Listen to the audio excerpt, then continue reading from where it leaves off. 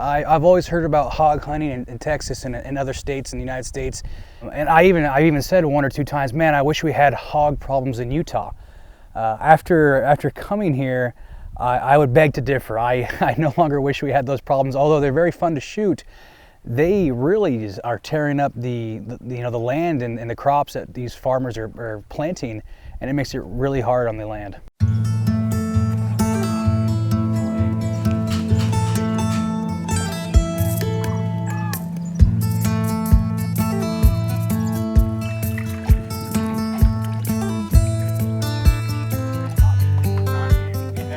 So pigs are not native here in the United States. They were brought over by the first Spaniards that came over. And later on, people brought wild Russian boars to high fence farms just to hunt, for sport. Over time, some of those obviously got out. And then what really happened in Texas was the pork prices dropped in the late 80s, early 90s, and farmers who had thousands and thousands and thousands of hogs just let them go because it was cheaper to let them go than to feed them. I think A&M did a study which was 1 boar and 1 sow that they monitored over a 2-year period turned into 247 pigs. Prior to coming here and seeing it, I actually didn't know it was as bad as we saw. The ground, I mean, it looks like you hit it with a plow, a terrible plow. If we feed any type of protein, they'll get in, they compete with the cows for the protein. They can't cool themselves off, they don't pant. The only way they can cool themselves off is to get into water. So water supplies, ponds, creeks and stuff they'll get in, or tainting the water because they'll get in there and lay and feces and pee and everything else, and then getting the disease where the cattle are drinking from. A couple miles down the road, you get more into agricultural. Obviously, the seeds that you put in the ground, the hogs get in there and just literally destroy. They eat the seeds, they root up the ground. So they're a very expensive problem for Texas, agriculturally wise. So what I did was, that's when I started my YouTube channel and started filming my hunts to show people what I found that worked and what didn't work, and also show them techniques for how to hunt and make their eradication efforts more successful. So that was the basis behind everything that got started. Was just, I was mad because I wasted money, a lot of money, on some bad equipment, and it was kind of made it my goal in life to help people avoid those same mistakes. It was really different because you're so used to, at least me, shooting in daytime, looking through an optic and just seeing something clearly. You know how far it is, or at least you can kind of estimate it.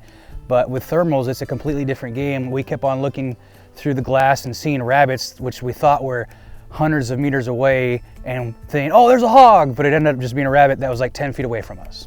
I've never hunted with night vision or with thermals before.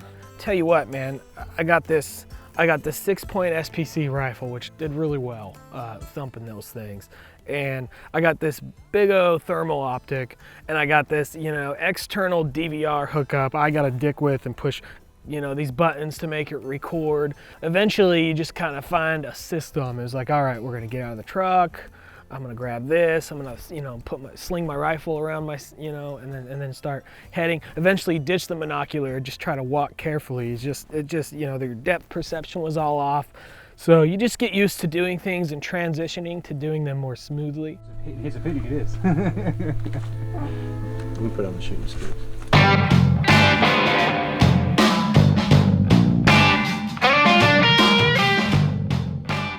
It's definitely a learning curve for the first time getting out there. There's so much more gear. You can't see anything. You get to depend on essentially your spotter, which is Todd, guiding you, making sure you're not walking through a ditch, and then getting in the line and doing a countdown and shooting hogs. Shooting suppressed was really fun as well because we were able to communicate quietly so the hogs couldn't hear us, which was really important because we had to say, hey, stand here, you go for the left hog, you for the middle, you for the right, and then shoot without blowing our eardrums out, and then continually shooting as there's more hogs. Yeah, so I'll take the one to the left, you take the middle, and he takes the right, okay? All right, you count down, you're in the middle.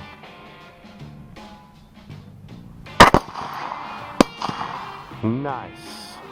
You didn't have suppressors. One, you'd have muzzle flash giving away your position. Two would be blowing out everybody's eardrums right next to each other in the blast and all that stuff. It helps you by not losing hearing. It helps you by not flinching from the sound and everything, and it confuses the target.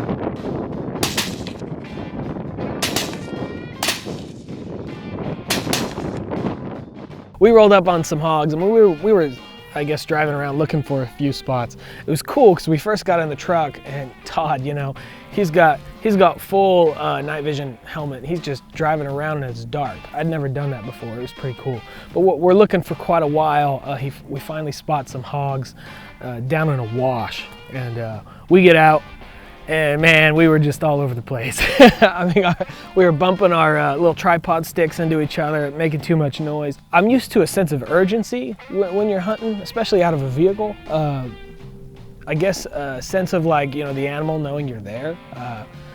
So we were kind of fumbling around a little bit. I remember asking Todd, "Can I shoot that one?" He goes, "No, you know, no. We got to wait for the rest.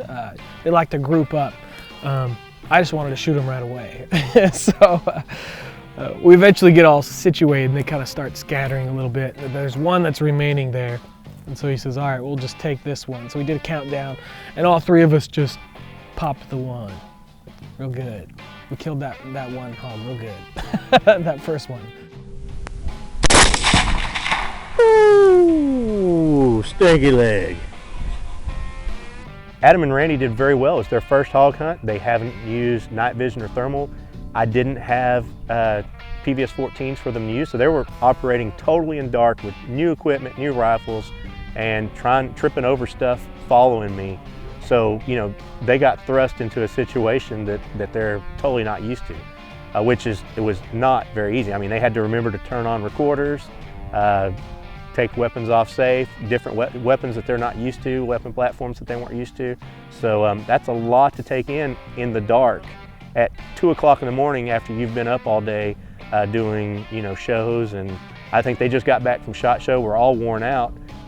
So, you know, combine all those things and it's not as easy as people think it is. I mean, there's a lot of stuff going on.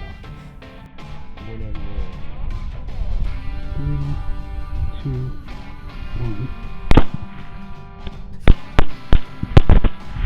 I was on safety, of course. Todd's a great guy. If you come out here, you got to be prepared to laugh and hear some great stories. Oh my gosh, dude, you freaking scared that crap out of me. Dude, it just made me jump. I was just like, I'm glad your feet wasn't. I think he I'm allowed to say, doesn't bullshit around. He'll tell you how it is. If you're doing something wrong, he'll let you know, and that's just so that you can become a better shooter, or better with thermal, better with night vision. You know, he'll make sure that the experience is safe and that you're doing it right. And I mean, you'll have a good time with him. I mean, we were driving around for what, 6-7 hours last night till 3:30 in the morning, and we were just laughing, having a good time, and he definitely makes the experience a good one.